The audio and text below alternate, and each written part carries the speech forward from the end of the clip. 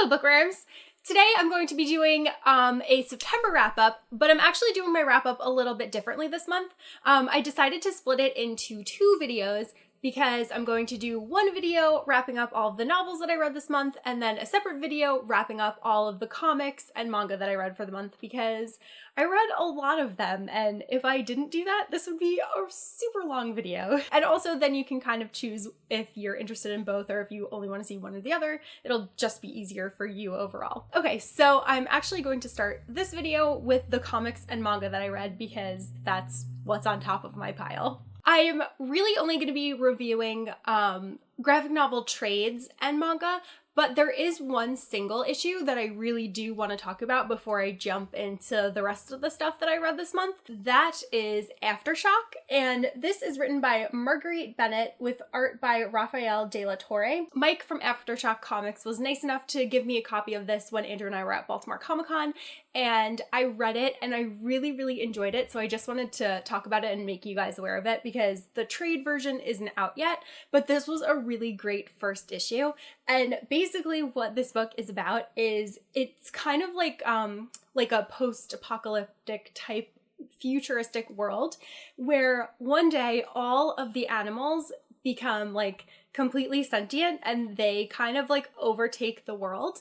And this particular story follows this one dog, and he is taking care of his little human girl. So it's about them like navigating throughout the world, but this first issue really just shows you like how they got to that point. And the way that it ends really leaves you wanting more and just ready like to find out how the two of them are gonna get along in this world where animals are just attacking humans. It was really good, and I'm really looking forward to continuing it. Then I got really into the spirit of New York Comic Con. I'm going there this week and I cannot wait. And one of the days I'm gonna be cosplaying as SpiderGwen, so I just really like wanted to read her comics again. So I read some of the issues that were released initially, but I never read everything once it was collected in trade.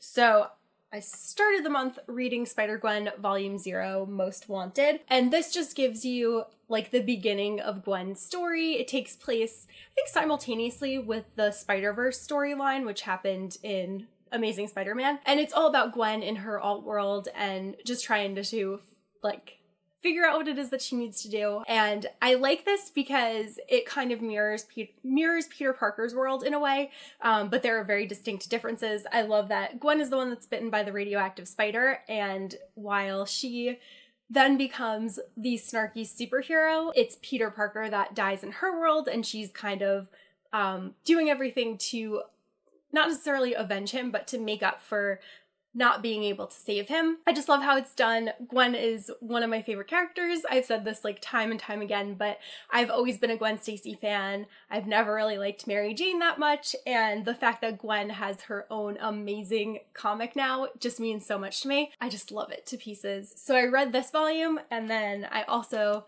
read the other volume that's out, which is Spider-Gwen Volume 1, Radioactive. I really like that Gwen is in this band, and she's struggling, like how Peter struggles to fulfill his photography job, Gwen struggles to fulfill her band duties because obviously she's off doing things that are just a little bit more important. So it's really fun to just see that and get that slice of life kind of feel. And then I also just love all of the artwork, and whoever is the colorist, actually, let me look it up.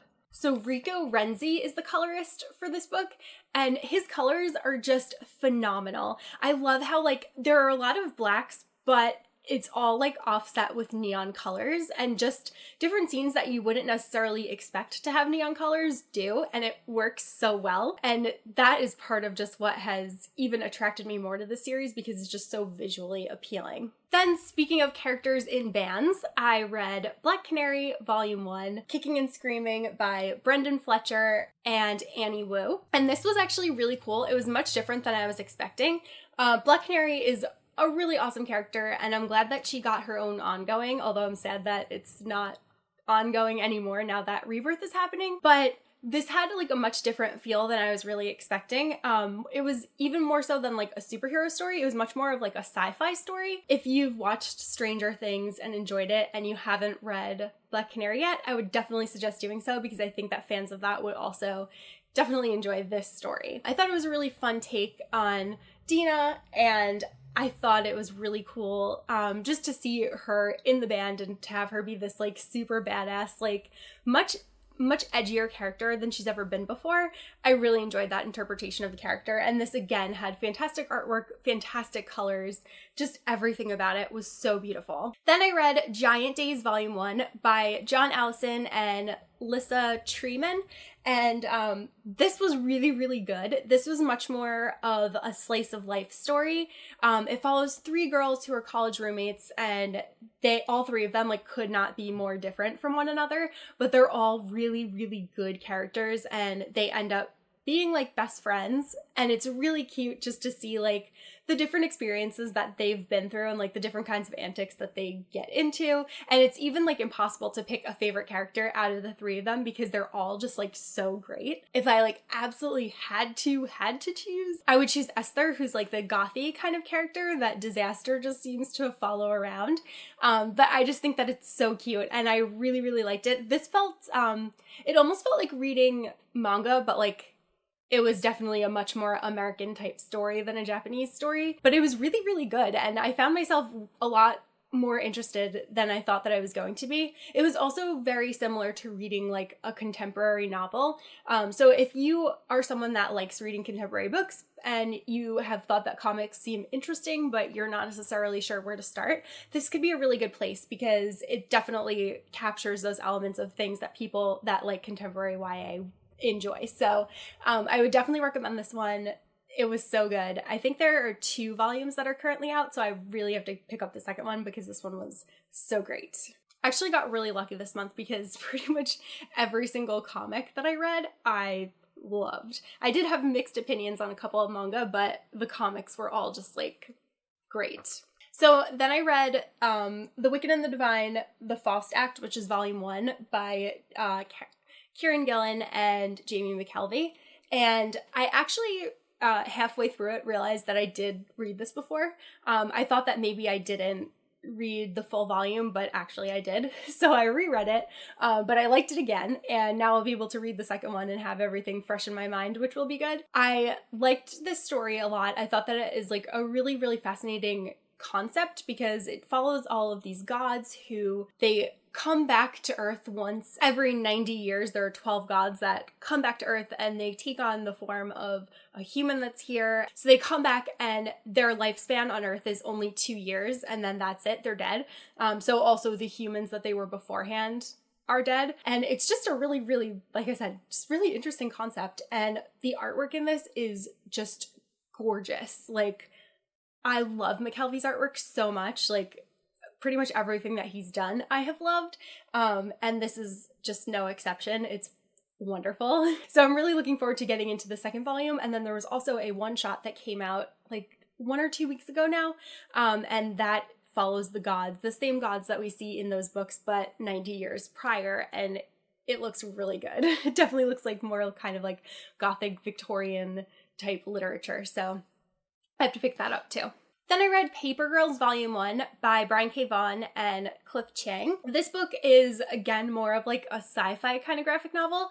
It follows 4 girls who are paper girls in the 80s, and then something strange happens in their town, and they're visited by people from the future. The end of this has like a crazy cliffhanger that really left me wanting the next volume. To be honest, this isn't necessarily something that I would choose to read often, but I appreciated it for what it was, and I thought that it was really cool, like all of the different monsters and stuff that they have, because it was very like cheesy 80s like horror / sci-fi kind of like stuff going on. So I thought that it was really, really cool. I thought the story was interesting. It's definitely not my favorite comic that I've read, but I love the colors and I love the artwork. So that's really like why I continued reading it, and why I will continue reading it. So yeah, this was cool. If you're into that kind of stuff, then you would definitely like this a lot. And then last, I am so pleased to say that I think that I have a new favorite superhero, or like a new favorite to add to my roster of favorite superheroes, and that is Patsy Walker, aka Hellcat. This first volume is called Hooked on a Feline, and it's written by Kate Leth with artwork by Brittany Williams, and the 6th issue in this book actually has artwork by Natasha Allegri, who does the Bee and Puppy Cat comic and little YouTube show that we've been waiting forever to get more episodes of. Like, please release them soon. I loved this one so much. Like, it is pretty much everything. Like, it just, like, perfectly captures everything that Marvel is doing with superheroes nowadays. It follows this hilarious young girl. Just all of the humor and stuff was so, like, on point. It felt like I was reading a book about people that I would actually hang out with, which was really enjoyable. And despite the superhero aspect to it, it also felt just very, like, real world. And I loved all of the outfits that everyone wore. I loved Patsy so much. She's so funny and she's so optimistic, and she's like, yeah, I can do anything. Even though she has literally been to hell and back, she does not let that get her down. And I love that she's really good friends with She-Hulk. Seeing them together was really, really cute. Again, the colors in this book are just so good. And I really, really loved the issue that Natasha drew because it takes place on Coney Island in New York, and it was really fun to just see their adventures there. And it, like, all of the artwork had a very anime feel to it, and it was so beautiful, and I just loved seeing, like, a superhero drawn that way. It was, like, everything. I could not recommend this book more. Like, if you are only planning on buying one comic trade this month, I would definitely say buy this one because it is so, so good. And now onto the manga that I read for the month. The first thing that I read is the first collector's edition of Fruits Basket. This is by Natsuki Takaya. They're 2-in-1 editions, so it's volumes 1 and 2 of Fruits Basket. I have watched the Fruits Basket anime and loved it, and I'm really excited that they're re-releasing these in such beautiful editions. I know I showed, like, the spines in my haul video, but they're just gorgeous, and I really, really enjoy it. One thing about this, though, is that she did remove all of her commentary that was printed in the original, I think it was Tokyo Pop manga, which is really hard to find because it's out of print. She said she felt like it was no longer relevant because it was written so long ago, which is understandable.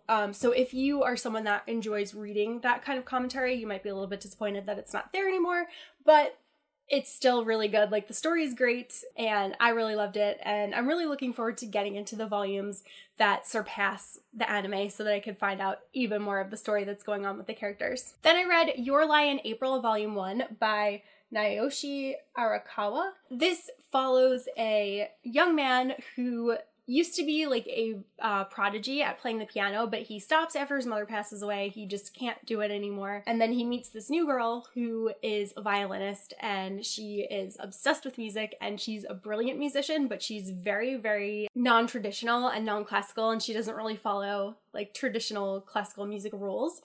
So she's really interesting, and she tries to kind of get him to push some of his boundaries, and it's just really cute seeing them together. To be honest, this was not my favorite manga that I ever read, but I've heard that the anime is a lot better. I do want to continue it because the artwork is really beautiful, and I think that the story has a lot of potential, especially now that I'm going to be getting into it now that this first volume is over. Then I read Yamuda-kan and the Seven Witches, and this is by Miki Yoshikawa, and this book I, like, instantly fell in love with.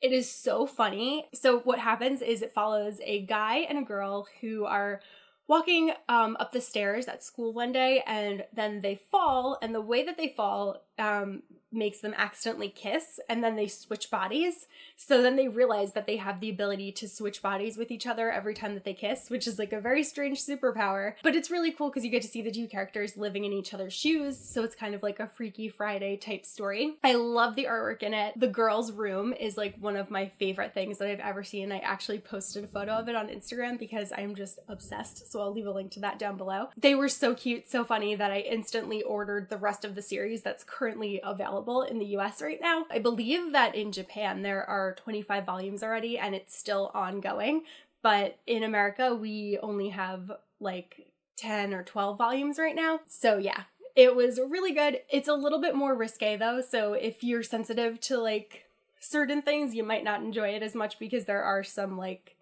shots of like one of the girls without her shirt on and stuff like that.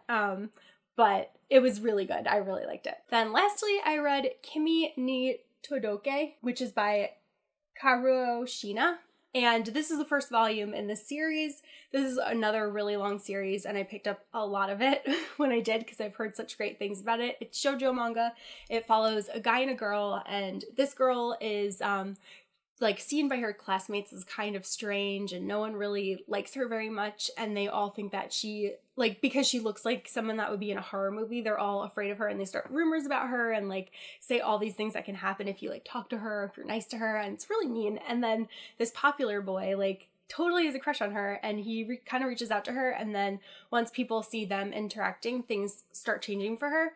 And it was really fun because she's just like a very quirky person. This wasn't my favorite manga either, but I feel like as I continue reading the series, I will like it a lot more because I liked what was happening toward the end a lot. And also this was originally just supposed to be a one-shot, and now it's 25 volumes of manga and still going. So yeah, I feel like there's a lot more that can be done with this story. It's just that in the beginning it was a little bit slow because it was like, okay, there's this initial story that's really good, and then when it picked up again, I was like, okay, this is kind of like what just happened again, but now it's an ongoing. So I feel like it suffered a little bit there, but I'm looking forward to keep going. So those are all of the graphic novels and manga that I read this month. Let me know if you've read any of them and if you have any other thoughts on them or anything that you've read this month. And I will see you guys soon with a new video. Bye!